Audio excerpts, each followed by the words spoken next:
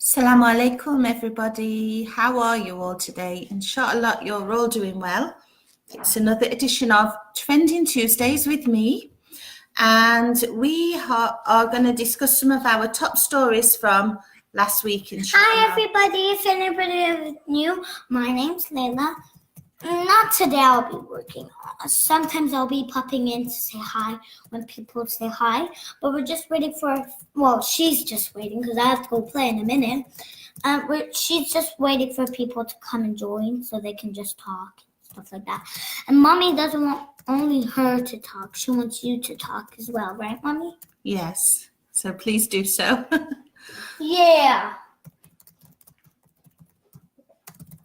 So this is Trending Tuesdays, brothers and sisters, and we discuss some top stories from the previous week. So this is for you to discuss as well, you to have your comments and your say. So please do leave your comments in the comment.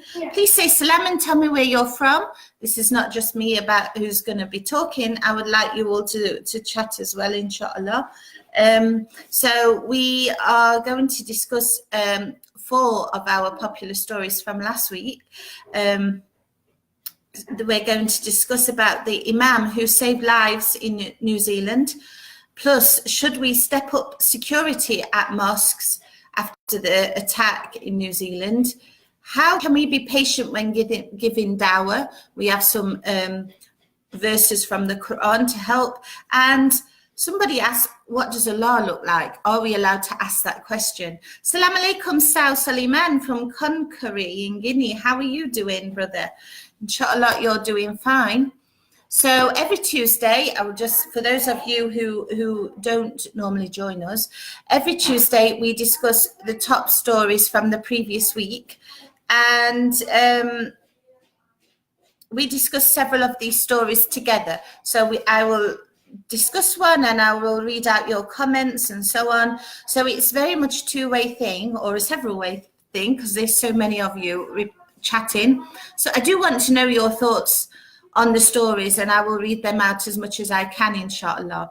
I try my best to scroll with you as you're writing. Maybe not all the time I read. I do apologize because I'm writing and reading and talking all at the same time. But I do read as many as I can. Assalamu alaikum, Jasmine from England, London.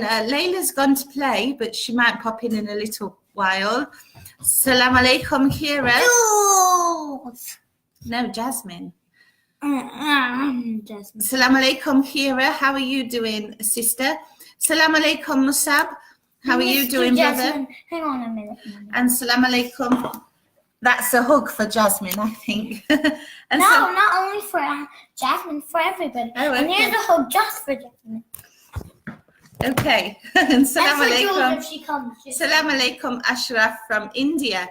So we have several of you, mashallah. How are you all doing? How is it in your part of the world? We are starting to have spring now, finally, and the snow is finally melting. This is really good. So I can't wait to see a little bit of greenery and grass in the outside world. And the temperatures are above 0 at last, alhamdulillah. So I'm just trying to scroll because I know there's some more of you here. Salam alaikum, Akbar. How are you doing, brother? You're from Jamnagar. That's your city. Oh, nice to know. I know you're from the Gujarat part of India. Now Jamnagar is the city. I ever said that right. Salam alaikum, Alameen from Nigeria. MashaAllah. How are you doing, brother? Hi, Jasmine. Hi, Layla. Thank you, sweetheart. Yes, she asks about you every time, Jasmine. Assalamu alaikum. And Jules, but Jules is not on today. Assalamu alaikum, MD. She might pop up soon. Yes. Assalamu alaikum, MD Latif from India. To all of you. How are you doing, brother? Jasmine. So we have to start with our first story, and we are going to go back to what happened in New Zealand. As you know, this is still very much dominating a lot of the news till now, and we're getting a lot of stories and finding out about the victims and also the people who saved lives at this terrible time. as well as some really positive stories coming out about how non-Muslims helped Muslims, and even in other countries in the West, such as the UK and the US, and Canada, how non-Muslims have tried to help Muslims with vigils for what happened in Christchurch, as well as help saying that they will walk with Muslims to the mosque if they're afraid, and doing circles around the mosque so that they protect. And all this is very touching, and alhamdulillah, we see the compassionate people at such terrible times. It's a shame we don't see it all the time, but the compassion and the good always comes out of ugly situations. One of the stories that we learned about last week, and it's really still doing phenomenally well on our website as we speak. It's about an Imam from Nigeria, but he's an Imam in one of the mosques that was attacked. I'll just drop the link in there. His name is Alabi Latif, and he was the mosque at the Linwood Avenue Mosque. At the Linwood Avenue, not so many Muslims were shot, although there were some. Probably thanks to the guy who stopped the terrorist in the first place, and we spoke about him last week, but also due to Imam Alabi Latif. Basically, he saved several lives during the New Zealand terror attack. He was about to start the second part of the prayer service, and he saw through the window some of the Muslims outside had been shot. So when he saw this, he told the worshippers, "Get down, get down." One of the worshippers said, "He saved lots of lives. Many more would be dead if we had been kneeling." He was leading the prayers when he saw some Muslims shot dead outside. He said, "Get down, get down. Somebody has just shot our brothers outside the masjid." Then when Brother Abdul Aziz, and I told you about him last week, how he stopped the gunman, when he went out with him. Imam Latif went out with him. And whilst Abdul Aziz was tackling the gunman, Imam Alabi Latif secured all the doors to keep the gunmen out. So may Allah be pleased with him, and may Allah bless him and reward him abundantly for what he did to save so many more worshippers. Because he said, I read another interview somewhere else with him, that if he hadn't have done that, probably most of them in that second mosque would have also died. So alhamdulillah, his quick thinking and quick actions saved a lot of people. And it must have been such an awful, traumatic, terrifying situation. But when that adrenaline kicks in, I suppose you're not thinking. His quick thinking saved so many people that day, alhamdulillah. And it's one of our tops. It's still trending till now, what this amazing Imam did. And it's not just him. There's many others who saved lives and did things to help these people. And really, may Allah bless all of them, who non-Muslim as well, who played their part in really helping people who were praying. And we've seen in the news, and it's been constantly in the news, alhamdulillah as well, exactly how New Zealand have tackled this. And I have to say, their compassion, their humanity, words fail me when you see it, because we've seen many of them perform haka for the victims, this war dance that they do. The flowers, the fact that they had their Friday prayer outside, and they did the Quran in the Parliament, and even in London in Trafalgar Square, I saw this online. They prayed the azan in Trafalgar Square in London, and these things cement us together because they show us that we are the same. Doesn't matter whether we're different in skin color or religious beliefs or anything. We're human. We're the same. And when something like this happens, it shouldn't just affect Muslims. It should also affect non-Muslims, and vice versa. When there is an attack on non-Muslims, it's the same. And I think it really has shown that. And I think that's what makes this story have. It really didn't do what he wanted it to do, which was divide. It actually brought people together. So he failed immensely, and I won't ever say his name either. I don't think he deserves that. But I do think what we do need to keep doing is reminding ourselves of the wonderful people who died and the wonderful people who saved lives and their stories. It's them who need to be remembered, not this terrorist. Assalamu alaikum, Rahul. I'm from originally the UK, but now I'm living in Canada. Assalamu alaikum, Mansoor. Assalamu alaikum, hi, Radi from Singapore. I'm fine, alhamdulillah. How are you? I'm fine, Mansoor. Jazakallah khair. How are you? Assalamu alaikum, Amjad. MashaAllah. May Allah also protect you, hi, Radi, and your family as well. Ameen. Assalamu alaikum, Fatima. How are you doing, sister? I remember you. I hope you're doing well, all the way from Cape Town. Assalamu alaikum, Rahul. You're from Bangladesh. Layla's playing, but I think she will come soon, inshallah. Yes, that was our first story, Fatima, about the Nigerian Imam who did save lots of lives in the New Zealand attacks. And as I said, I think the best thing and the biggest revenge on these white supremacists is just to keep remembering the Muslims who died and to keep remembering the Muslims and non-Muslims who all came together after this attack and showed them solidarity and what love and compassion is all about, because they don't like this. They are full of hate.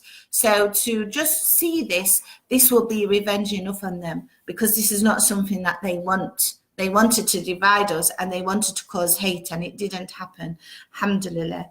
Of course it did in some places. We have seen and heard about a rise of Islamophobic attacks in certain countries, like in the UK, but this happens over and over again, and we live in very turbulent times. And, you know, many Muslims are now becoming targets, especially Muslim women who are hijabis, because we look Muslim. So we have to be careful, and we have to be aware, and we have to maybe get some self-defense classes and so on, because, you know, we have the right to defend ourselves, subhanAllah. And this brings us nicely on to the next story, which is, should we be securing our mosques now in the West? Or if you're living in a country that is not Muslim majority, what do you think? Should we be securing our mosques now? Should they be more secure from people like this supremacy, far-right terrorist? Should we be securing mosques in countries where Muslims are the minority? And we have an excellent article this week written by one of our wonderful writers in the USA called Layla. And she talks about this. She talks about it in detail. And in the US, you know, actually not just in the US, but the UK and probably and Canada for sure, this is not new. What happened in New Zealand is not new. In Canada just 2 years ago, a white far-right supremacist gunman went into a mosque in Quebec and shot people dead. And he cited Donald Trump as one of his influencers. And this one did the same thing in New Zealand. And we have, of course, incidents that happened in the US. I think, is it several years, 3 or 4 years ago now, the 3 young Muslims that were shot in Chapel Hill, the 2 sisters and one of their husbands, they were shot dead simply because they're Muslim.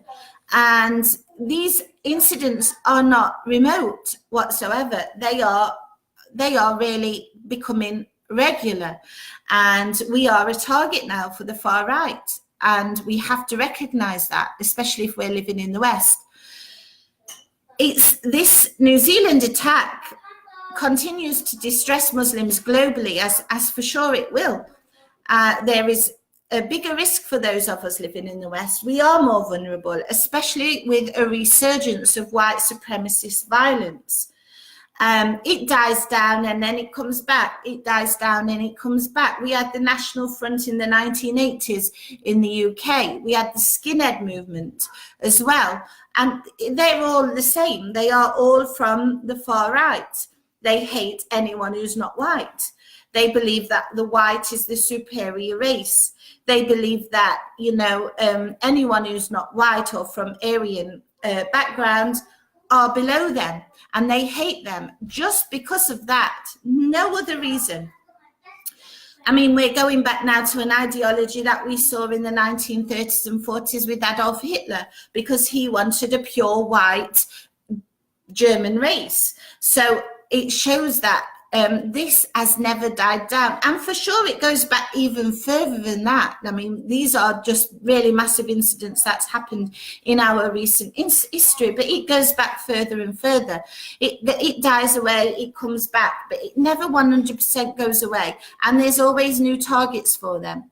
So what should we do? Should we be securing them? In the US, for example, there have been several attacks on mosques, churches, synagogues, and temples in US society. And when I say churches, I'm talking about churches that are attended mainly by Black people, not white. So there was the young man who went into a church and killed all of them because of that, or killed a lot of them because of that, if you remember, a few years ago.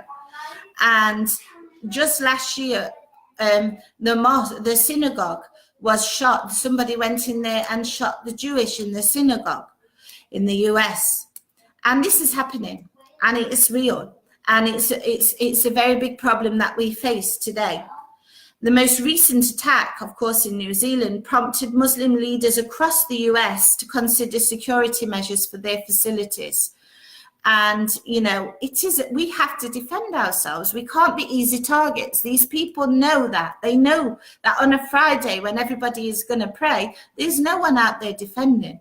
So what do we do? What's the solution? We have to understand that this is being talked about for many years as well, to protect our religious institutions from the far right doing certain things. Just last week, 6 mosques in Birmingham in the UK had all their windows smashed. We are not talking about one-off incidents. This is a movement. This is a growing movement. This is a growing movement of young, violent men and probably women who want to do damage to people who are not like them, who are Muslim.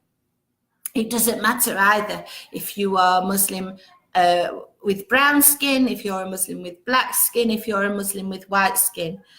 The man himself said the worst Muslims for him are the converts, the white ones, because we are betraying our race, we are betraying our roots. So all of us have to be on the lookout, and all of us have to be secure. And I'm not saying this, and we're not writing this to be making everybody feel afraid or anything. No, you still have to live your life, and you have to get on with your life. Otherwise, he's won and the people like him have won. But we do need to be more vigilant. We do need to be more aware, and we do need to probably go in, if for women, probably it's a good idea to get self-defense classes. And yes, I believe mosques do need more security now. We do need that. We need some kind of a system in place that protects our brothers and sisters who are doing their human right of going to worship and going to pray as they should, so that somebody who thinks he's superior just because he has a white skin doesn't go and take the lives of innocent people. Hate breeds hate, and we all know that, and we're told that so many times. But we have to show love, we have to show compassion, we have to show the true beauty of Islam, which is really important. But what is also important is that we have to also be prepared for such an attack, because it will happen again, more than likely. None of us can sit here and say that's the last time it will happen. We know it's going to happen again, and we know that we have to be prepared for it, because you can be out. They had in London 2 years ago, a man drove a van and into mosques, into people leaving the mosque in Finsbury Park. They're going to use anything that they can, and they are going to come. And we have to be prepared. And as a hijabi woman, we are on the forefront of it because we look Muslim. So, you know, we have to do what we can to defend ourselves. And I do not mean now to go and attack people or anything like that. Of course not. This is not something that we are taught to do in Islam, but we are taught to defend ourselves. And we should be having these questions. Do our mosques need security? Yes, they do. And maybe we should be asking our local leaders in these mosques, how are they going to help us feel safe, and what measures are they going to take? So I'd love to hear your thoughts on that. So I'm going to scroll down and see, inshallah. Missieni,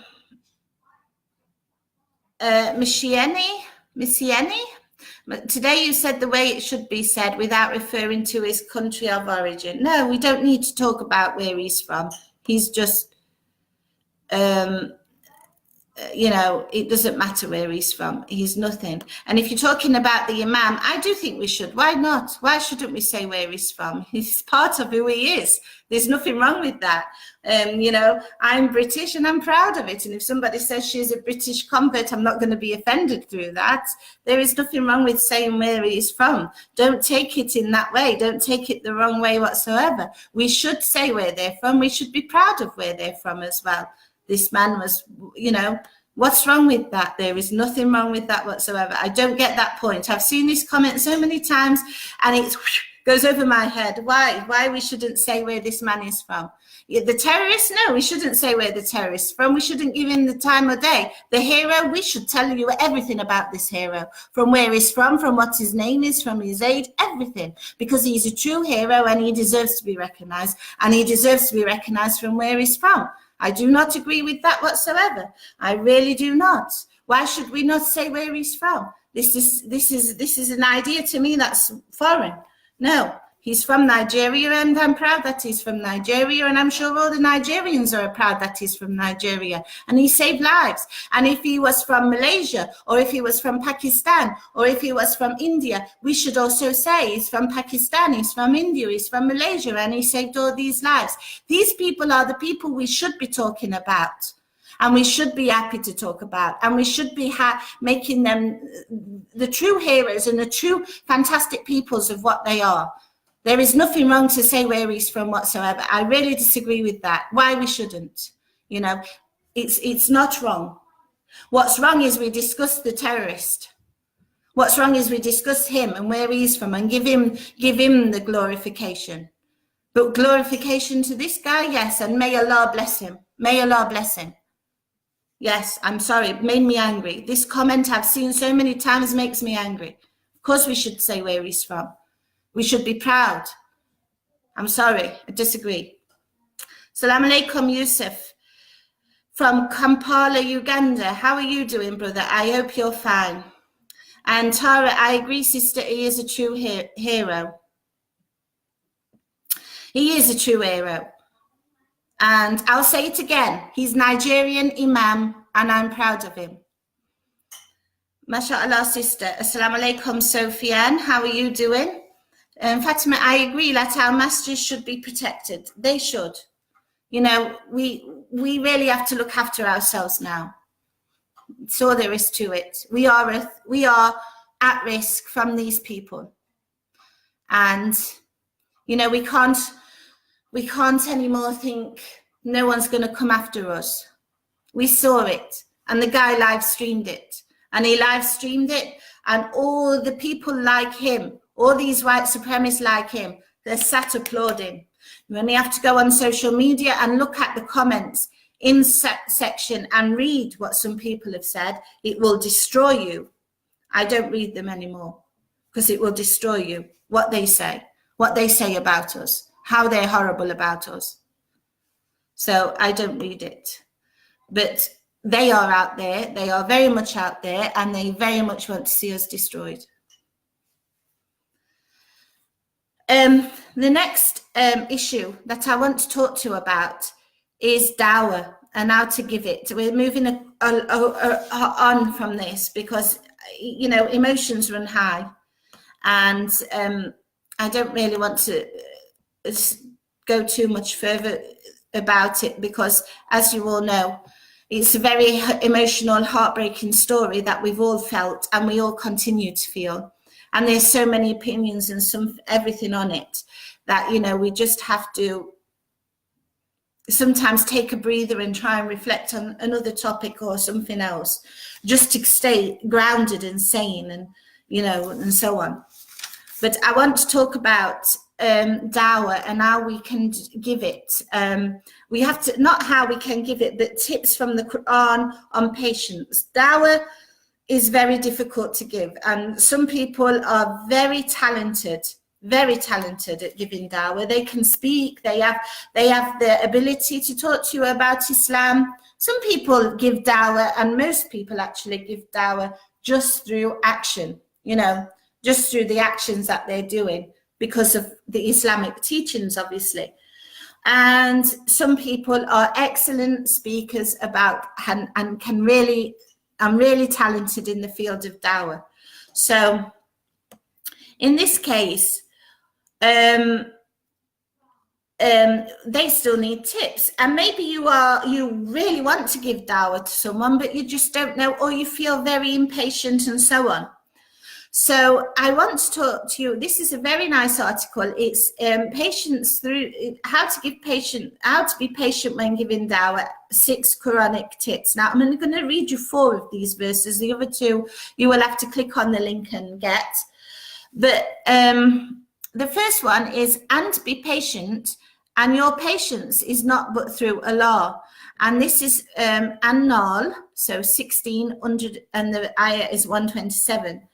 And it's really important that it actually, not just with dawah, I think this particular verse is about anything in our life. And be patient, and your patience is not but through Allah.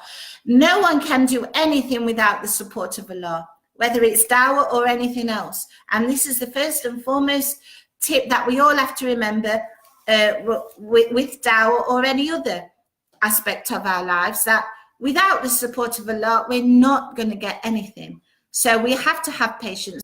We have to show patience, and we have to put our trust in Allah. And this is basically what that one's talking about. The second one is, be patient over what they say, and remember our servant Dawood. This is in Sa'd 38:17. So the ayah is 17. Allah used to remind Prophet Muhammad sallallahu alaihi wasallam of the messengers before him, because obviously they've all, Prophet Muhammad, Allah was giving the advice to Prophet Muhammad sallallahu alaihi wasallam through the Quran of how to spread the message. And one of the ways that you can do that is by reminding him and reminding ourselves what the previous prophets went through. And he's reminding Prophet Muhammad sallallahu alaihi wasallam here of Dawood. And also he reminds him of Musa, if you remember as well. Musa, he was told to go and give dawah to Pharaoh, of all people. And, it must have been a very scary task. But, that was one of his tasks. So Allah does frequently mention the prophets, previous prophets, when talking about having patience when it comes to dawah, subhanallah. So it's really important that we also look back at their stories and see what lessons we can draw from them. So be patient. Indeed, the best outcome is for the righteous. And this is in Hud 11, and the ayah is 49. And this is basically talking about Noah. Now, in the Quran, Allah tells us the whole story goes into detail of it, because Noah had a very difficult experience with his own people. And his story is related to the prophets in almost all occasions. Noah had one of the most difficult difficult experiences when it came to dawah. And even his own son refused to take the message, if you all remember, even his own son. So we can learn a lot, again, from the prophets, but also, as Allah is telling us, at the end, the only ones who will take this message are those who are righteous. So, you know, the outcome is for the righteous. So that's another, on that, in my opinion as well. Of course, I'm not giving tafsir or anything. I'm not a scholar, but I believe this can also reflect on us in any other part of our life as well. That, you know, the more patient you are, the more higher the reward will be. You'll become one of the righteous. Because if you look at all of the stories in the Quran that Allah reminds us, not just of the Prophet, for example, Asya, the wife of Pharaoh, she was extremely patient, and she was promised a house next to Allah, subhanallah. So it really does apply on many things, but especially when giving dawah. And the most important thing, in my opinion, when giving dawah to remember is you are not obligated except to relate the message. And that is in Ashura 42:48. And we all have to remember this. A lot of us are so enthusiastic when it comes to talking about Islam and giving dawah to other people, and we really want them to accept, and we really want them to become Muslim, and, you know, maybe we give them too much all at once, and then we feel sad and disappointed if they haven't accepted the message, or if they need a lot of time to think about it.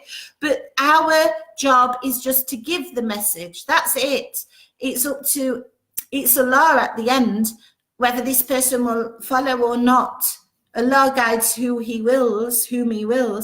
So we have to remember, our only job is to give the message. It is not to make somebody accept Islam. It's to give the message, and the right message. So we can't feel too bad if somebody is not accepting Islam, if we are giving them the message. What we can do is just simply leave it to the hands of Allah. We've said our piece, we've done our piece, we've acted in a way with, you know, proper Islamic way, or we've talked to a person and we've answered their questions as best as we can, or we've took them to somebody who knows more about Islam than we do. But at the end, we are not the ones who make that decision, it's Allah. So we've got to, like, kind of make it easier on ourselves, and remember, our only job is to give the message. Whatever happens after that, that is down to who Allah wills. And Allah was telling this to Prophet Muhammad sallallahu alaihi wasallam, and all other prophets. And if we're beating ourselves up because our best friend maybe, or you know, someone who we've known for a while and we really like this person, but they're not accepting Islam, if we're beating ourselves up over this, what about all the prophets that went before us who had terrible time trying to convince their people to accept Islam? You know, you only have to look at the seerah of Prophet Muhammad sallallahu alaihi wasallam and how he suffered when he was trying to give dawah. And we are not suffering like that, alhamdulillah. So we have to remember, our job is to give the message, and the rest of it is to Allah. That's all. So this is a really nice piece of information for you all too. If you are enthusiastic about giving dawah, it's a nice article to read, and read the explanations under each verse. I only touched on them a little bit, but they go into detail. And many of you do get enthusiastic about dawah, I know, but some people, they don't know how to give it. So it's also nice to read that, just in case, you know, it's something that you want to do, inshallah. Naureen said, very true, and I'm not sure what you mean about which you're referring to. And then MD say Ameen, and Tara said Ameen. Nice, sister. I think it's a very nice article, MD. I don't know how to say your name, brother, but please forgive me. I do think it's a nice, useful article for everyone if they are in that, if they're doing that. I mean, like I said, not everybody wants to do dawah in that way. Some people might choose to share videos or just share a quote here or there. It's still a form of dawah. But for those actively doing dawah, this is extremely important, and I think really useful tips. And the last article I really want to discuss with you is a questioner wrote to us and said, are we allowed to ask, what does Allah look like? Now, I think it came from a new Muslim, because if if you're a new Muslim, or if you know a lot about the Christian faith, I'm not sure about the Jewish, but you know, you will have seen these. They're paintings and they're beautifully done, but of course it's wrong, where they've you know, in their imagination they've drawn what they think Allah looks like now, and it's usually of an old man, subhanallah. But you know, so we can, as somebody new to Islam, we can often wonder, well, this is in Christianity, for example, there are paintings of God in Christianity. Is it allowed to do the same, or is there such a concept, or is Allah the same concept? We have all these questions, which is normal. So a questioner did say, is it allowed to ask, what does Allah look like? The answer is very nice. We shouldn't really be asking what Allah looks like, because no one knows, okay? What we do need to do is we do need to recognize and believe that Allah is one. Of course, he's one Allah. This is why we accept Islam in the first place. He's the only creator. He created everything. He doesn't look like anything that he created. So he's not looking human. He's not looking like the jinn. He's not looking like anything that has been created by him.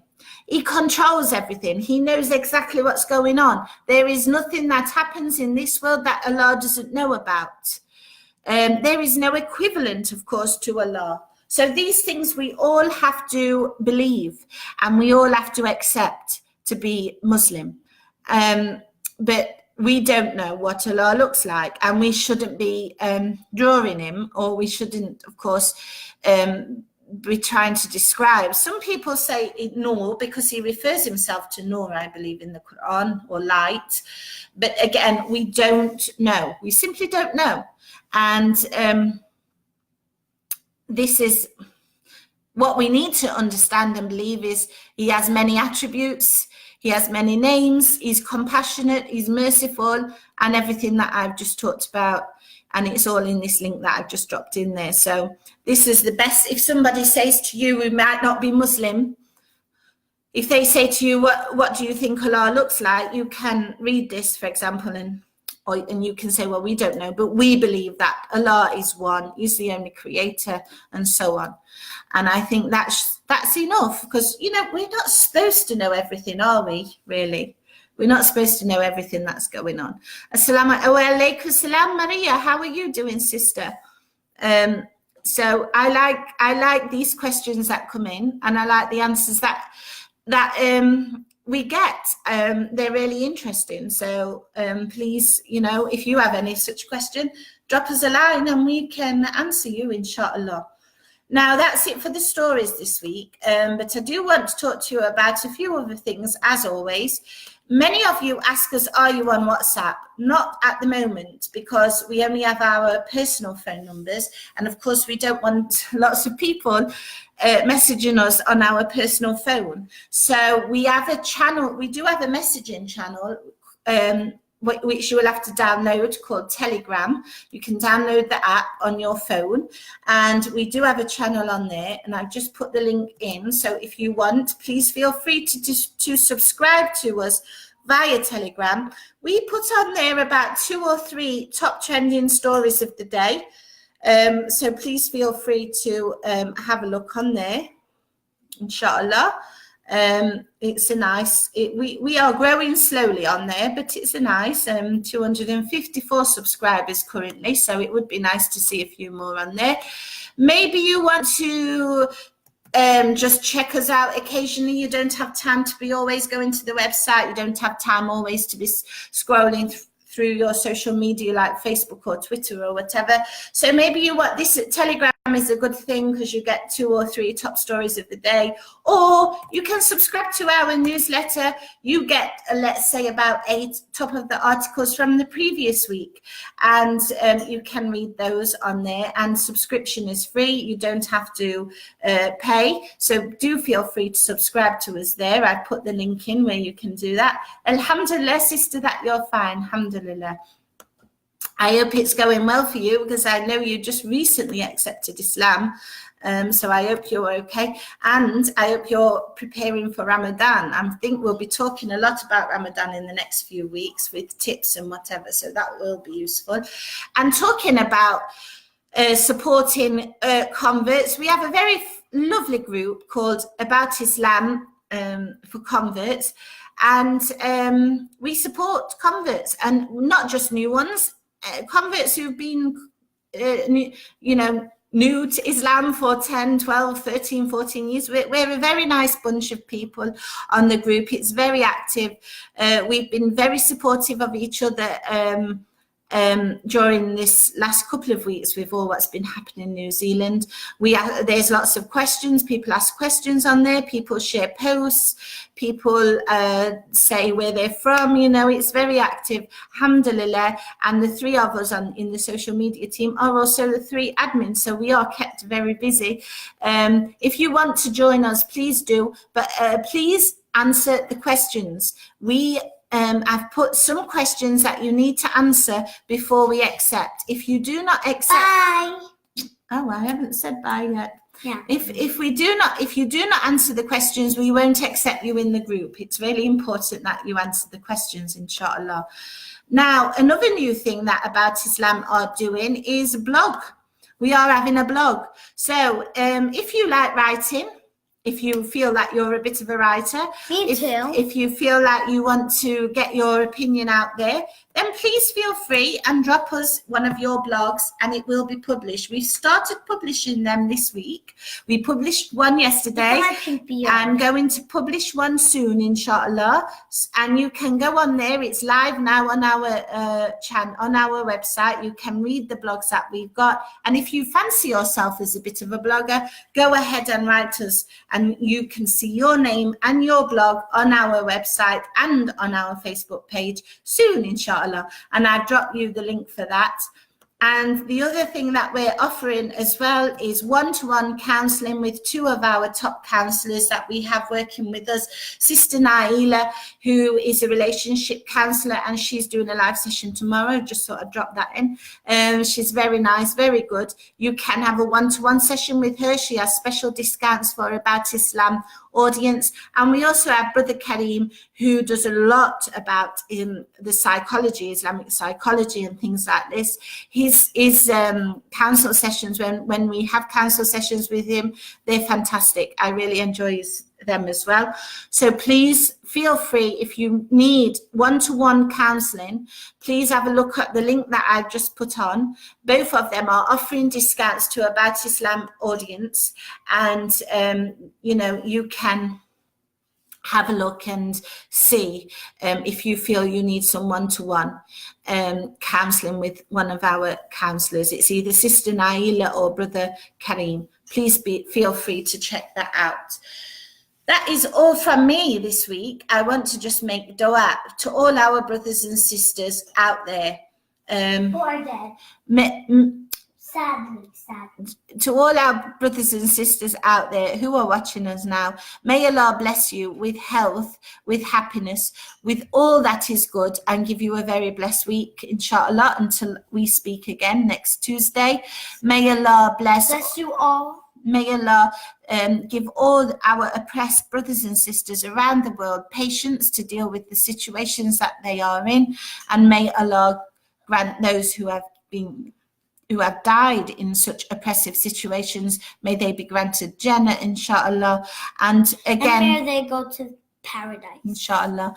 And those again, once again, who died in New Zealand and who have died in Mali. There was an atrocious attack on Mali just a day or two ago, and all other places that are right now under attack. May Allah give you all patience, and may Allah bless all of those who have died and send them to paradise. Ameen. That is all from me this week, and Layla. And yeah, I hardly was popping in because I was playing my school. But we will see you again next week, inshallah, at the same time. Please join us. Please bring your comments, and we will see you then. And it's called the live school. Assalamu alaikum rahmatullahi wa barakatuh. And